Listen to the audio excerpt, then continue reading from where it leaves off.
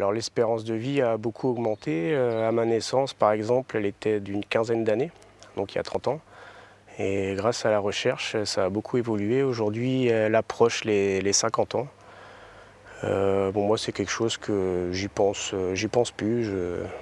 Je fais ma petite vie et on verra bien.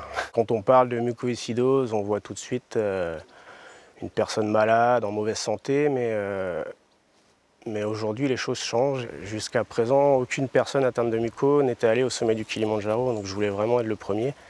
Et puis j'ai réussi. Ouais.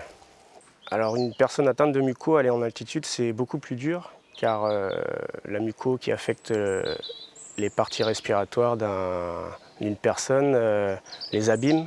Donc moi par exemple je suis à 75% de capacité respiratoire. Lors du dernier jour, la dernière montée qui s'est passée de nuit, c'était vraiment pas évident. J'ai cru à un moment que j'allais avoir le mal des montagnes, j'avais très mal à la tête.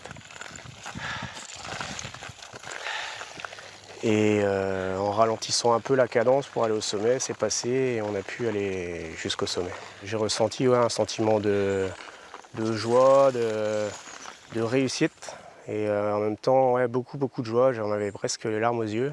J'avais les larmes aux yeux et très fier de moi, très fier des copains, qu'on soit vraiment tous les quatre là-haut.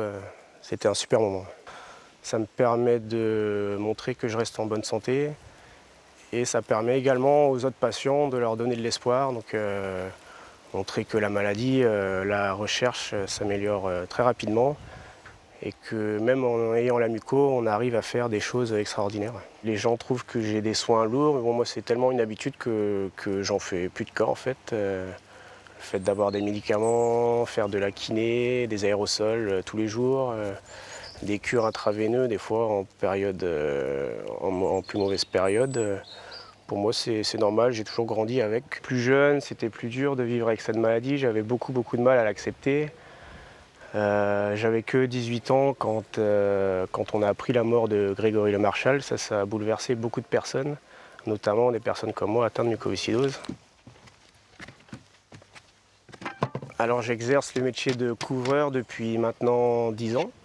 Donc c'est vrai que c'est un métier qui n'est pas évident, notamment l'hiver, sous la pluie, le froid, les intempéries.